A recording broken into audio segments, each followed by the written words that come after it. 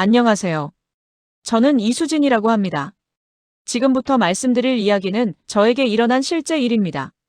너무나 끔찍하고 믿기지 않는 일이지만 이 이야기를 들어주시는 분들께 조금이나마 위로받고 싶어 용기 내어 사연을 보냅니다. 제 남편이 죽었습니다. 그것도 친모가 아닌 계모의 손에 의해서요. 아직도 믿기지 않고 밤마다 악몽에 시달리고 있습니다. 이 모든 일이 제가 집을 나가지 않았다면 일어나지 않았을까 하는 자책감에 매일 괴로워하고 있어요. 처음 남편을 만났을 때만 해도 이런 일이 일어나리라고는 꿈에도 생각하지 못했습니다. 친구 소개로 만난 남편은 정말 착하고 성실한 사람이었어요. 30이 넘은 나이에도 월급을 어머니께 맡긴다고 했을 때는 효자구나 싶어서 오히려 마음에 들었습니다. 알뜰하고 책임감 있는 사람이라고 생각했거든요. 연애 2년을 하면서도 남편은 정말 좋은 사람이었어요. 데이트 비용도 아끼지 않고 항상 배려심 깊게 행동했습니다. 가끔 어머니 이야기를 할 때면 조금 경직되는 모습을 보이긴 했지만 그저 효성이 깊은 아들이라고만 생각했어요. 그렇게 우리는 결혼을 결심하게 되었습니다. 결혼 준비 과정에서 시어머니를 처음 만났는데 첫인상은 그럭저럭 괜찮았어요. 조금 차갑긴 했지만 나이가 많으신 분이니까 그러려니 했습니다. 하지만 뭔가 어색한 분위기는 계속 느껴졌어요. 나중에 알고 보니 시어머니는 남편이 9살 때 새로 들어온 계모였습니다. 남편은 이 사실을 결혼 직전에야 털어놓았어요. 신혼집은 시아버지가 가지고 계셨던 30년 넘은 소형 아파트였습니다. 낡긴 했지만 나름 독립된 공간이 있어서 괜찮다고 생각했어요. 하지만 문제는 결혼 후에 시작되었습니다. 신혼여행에서 돌아온 후 남편의 월급 통장을 받으려고 했더니 시어머니가 노골적으로 언짢은 표정을 지었어요. 이제 다 컸으니까 스스로 관리해야지라고 말했지만 표정은 정말 싫어하는 게 역력했습니다. 그리고는 충격적인 말을 하더군요. 그동안 우리 아들이 생활비를 다 감당했는데 이제부터는 한 달에 100만 원씩 용돈을 줘야 한다고 했습니다. 말도 안 된다고 생각했지만 남편은 아무 말도 하지 않고 고개만 숙이고 있었어요. 어머니, 그건 너무 많지 않나요? 신혼부부가 어떻게 매달 100만 원을? 라고 말했더니 시어머니는 화를 벌컥 내며 집도 해줬는데 그 돈도 못 주냐고 소리를 질렀습니다. 그러면서 나중에 아이도 낳으면 내가 봐줄 텐데 그 정도는 당연한 거 아니냐고 했어요. 결국 협상 끝에 한 달에 80만 원으로 정해졌습니다. 남편은 끝까지 한마디도 하지 않았고 저만 혼자 시어머니와 실랑이를 벌여야 했어요. 그때부터 뭔가 이상하다는 생각이 들기 시작했습니다. 몇 달 후에 임신 소식을 알게 되었어요. 기쁘기도 했지만 한편으로는 걱정도 되었습니다. 시어머니가 아이를 봐주신다고 했으니까 직장 생활을 계속할 수 있을 거라고 생각했거든요. 하지만 출산 후에 시어머니께 아이를 맡기려고 하니까 갑자기 허리가 안 좋다며 거절하시더군요. 요즘 허리가 너무 아파서 아이를 돌볼 수가 없다고 하면서요. 하지만 평소에는 멀쩡하게 돌아다니시는 걸 봤기 때문에 핑계라는 걸 알 수 있었어요. 결국 저는 다니던 회사를 그만둬야 했습니다. 육아휴직도 제대로 쓰지 못하고 사직서를 내야 했어요. 남편 혼자 벌어오는 돈으로 생활하기엔 너무 빠듯했는데 거기서 매달 80만 원을 빼야 하니까 정말 힘들었습니다. 여보, 시어머님께 드리는 용돈을 좀 줄여달라고 해봐. 아이도 태어났고 생활비가 더 많이 들어간다고라고 말했지만 남편은 어쩐지 시어머니 앞에서는 꼼짝을 못했어요. 어머니께서 싫어하실 것 같다며 계속 미루기만 했습니다. 그런 남편이 정말 밉고 답답했어요. 자기 가족보다 시어머니를 더 무서워하는 것 같았거든요. 나중에 알게 된 사실이지만 남편은 어릴 때부터 계모에게 정신적으로 억압당하며 자라서 성인이 되어서도 반항을 못하는 상태였던 것 같아요. 남편에게는 누나가 하나 있었는데 이분은 계모가 데려온 친자식이었습니다. 이미 결혼한 상태였고 아이는 없었어요. 그런데 제가 임신했을 때 시누이도 임신을 하게 되었습니다. 시누이는 직장을 다니고 있었는데 출산 후에 시어머니가 아이를 봐주더군요. 저와는 정반대였어요. 더 황당한 건 시어머니가 시누이에게는 용돈을 주고 보약도 해다 주면서 저에게는 계속 용돈을 받아가는 거였습니다. 차별이 너무 심해서 서운하고 눈물도 났어요. 같은 며느리인데 왜 이렇게 다르게 대하는지 이해할 수가 없었습니다. 화가 나서 시어머님, 이제 시부모님께 드리는 용돈을 끊겠다고 말했더니 며칠 후 시아버지 생신날에 큰일이 벌어졌어요. 가족들이 다 모인 자리에서 갑자기 시어머니가 펑펑 울기 시작하더군요. 수진이가 나를 괄시한다. 용돈도 안 주겠다고 한다며 마치 제가 페류나인 것처럼 몰아갔어요. 졸지에 온 가족들 앞에서 욕을 먹게 되었습니다. 정말 억울하고 화가 났어요. 그런데 남편은 시어머니가 우는 걸 보고는 저에게 왜 어머니를 울리냐며 오히려 저에게 화를 내는 거였어요. 집에 돌아와서도 계속 저를 탓했습니다. 그날 밤 정말 많은 생각이 들었어요. 이혼이라는 단어가 하루에도 수십 번씩 머릿속을 맴돌았습니다. 이런 식으로 살아야 하나 싶어서 정말 답답했거든요. 몇 달 후에 시누이가 이사를 하게 되었는데 돈이 부족한 상황이라고 했어요. 그때 시어머니가 자신이 살던 집을 팔고 우리와 합가를 하자고 제안했습니다. 절대 안 된다고 했지만 남편이 사정사정하며 매달렸어요. 그냥 잠깐만 1년만 같이 살자. 어머니도 아이 봐준다고 하시잖아 라며 무릎까지 꿇더군요. 남편이 그렇게까지 하니까 마음이 약해져서 결국 승낙하고 말았습니다. 지금 생각해보면 그때 절대 안 된다고 했어야 했는데 합가를 시작한 순간부터 지옥 같은 생활이 시작되었어요. 시어머니는 사사건건 간섭하고 트집을 잡았습니다. 청소 방법, 요리 방법, 아이 교육 방법까지 모든 걸 자기 방식대로 하라고 강요했어요. 수진아, 청소를 이렇게 하면 어떡해? 아이한테 이런 음식을 주면 안 돼. 애가 버릇없이 구는 건 다 엄마 탓이야 라며 하루 종일 잔소리를 해댔습니다.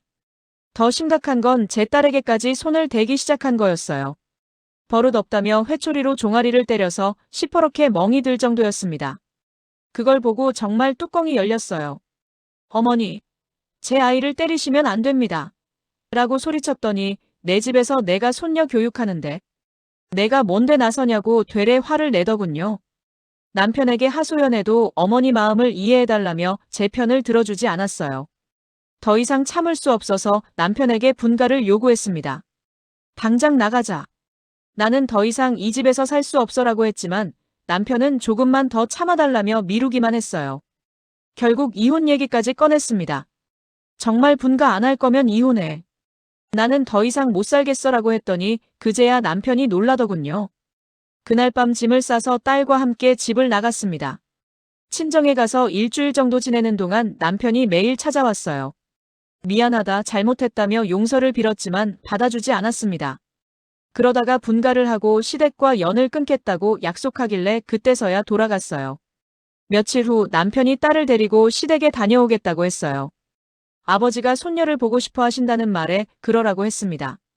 하루 정도 다녀올 거라고 했거든요. 다음 날 딸이 집에 돌아왔는데 뭔가 이상했어요. 평소 같았으면 엄마 하며 달려와서 안겼을 텐데 말도 하지 않고 바로 방으로 들어가더군요. 방문을 닫고 나오지도 않았어요. 예진아, 할아버지 할머니 집에서 뭐 했어? 라고 물어봐도 대답을 하지 않았습니다. 계속 멍하니 있기만 하고 밥도 제대로 먹지 않았어요. 뭔가 이상해서 남편에게 전화를 걸어봤는데 계속 꺼져 있었습니다. 그날 밤 딸이 자꾸 잠꼬대를 하면서 싫어, 무서워라고 중얼거렸어요.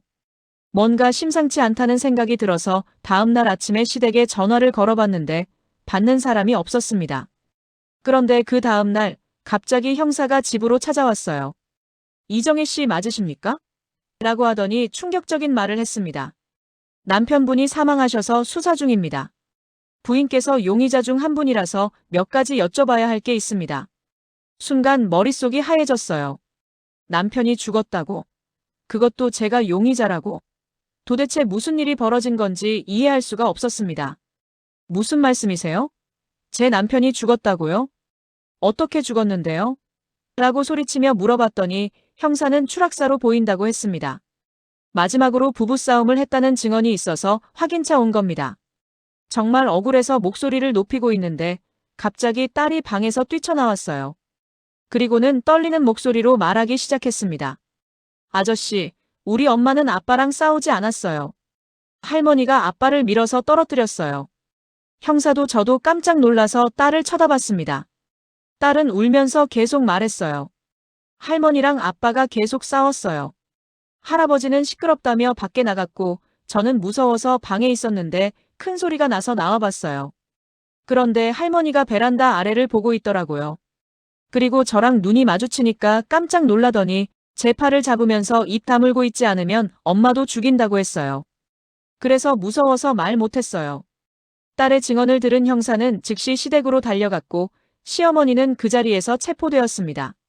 나중에 알게 된 사실인데 시어머니와 남편이 술을 마시다가 큰 싸움이 벌어졌고 격분한 시어머니가 남편을 베란다에서 밀어 떨어뜨린 것이었습니다. 며칠 후 시누이가 달려와서 저에게 따지더군요. 언니 때문에 우리 엄마가 이렇게 된 거야. 언니가 집을 나가지 않았으면 이런 일이 일어나지 않았을 거야. 그 순간 정말 화가 났어요.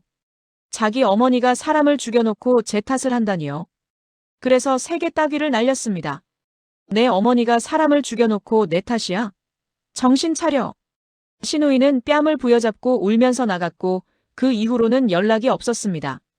시아버지는 아들을 잃고 아내가 살인자가 된 충격으로 정신을 놓으신 상태가 되었어요. 요양원에 모셔졌다는 소식을 나중에 들었습니다.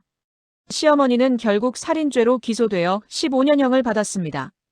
재판에서도 끝까지 며느리가 나를 괴롭혔다. 우리 아들을 돌려보내라고 해서 화가 났다며 자신의 잘못을 인정하지 않았어요. 남편이 가입해놓은 사망보험금 2억 원이 나왔습니다. 그 돈은 통장에 고스란히 넣어두고 나중에 딸이 성인이 되면 줄 생각입니다. 지금은 친정에서 부모님과 함께 살고 있어요. 가끔 생각해요. 그때 좀 더 참고 살았다면 이런 일이 일어나지 않았을까 하고요. 제가 집을 나가지 않았다면 남편이 죽지 않았을까 하는 자책감에 시달립니다. 하지만 다른 한편으로는 만약 제가 계속 그 집에 있었다면 저도 위험했을 수도 있겠다는 생각이 들어요. 시어머니의 광기 어린 눈빛을 생각하면 지금도 소름이 돋습니다. 딸도 아직까지 그날의 충격에서 완전히 벗어나지 못했어요. 가끔 악몽을 꾸고 할머니 이야기만 나와도 떨어요. 아이 상담을 받고 있지만 시간이 많이 걸릴 것 같습니다. 저 역시 불면증에 시달리고 있어요.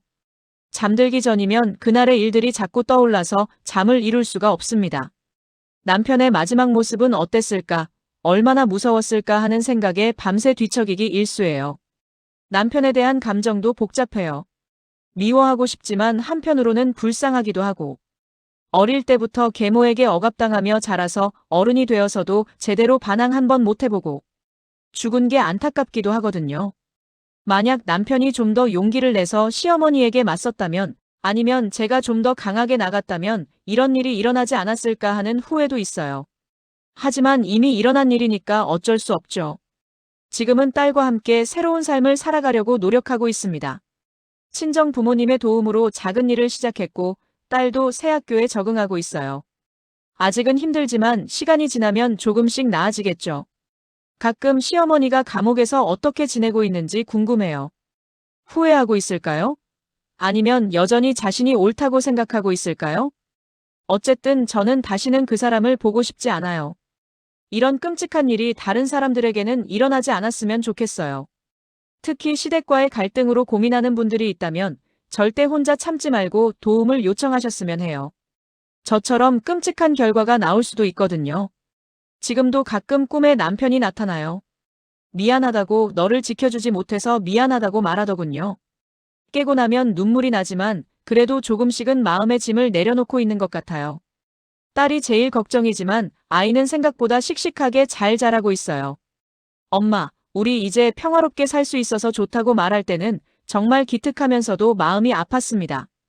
앞으로는 딸과 함께 행복하게 살아가는 게 목표예요. 남편의 몫까지 더 사랑해주고 더 잘 키우고 싶어요. 그게 남편에 대한 마지막 의무라고 생각합니다. 긴 이야기 들어주셔서 정말 감사합니다. 이렇게라도 털어놓고 나니까 마음이 조금 가벼워지는 것 같아요. 오늘의 사연이 공감되셨다면 구독과 좋아요를 눌러주세요.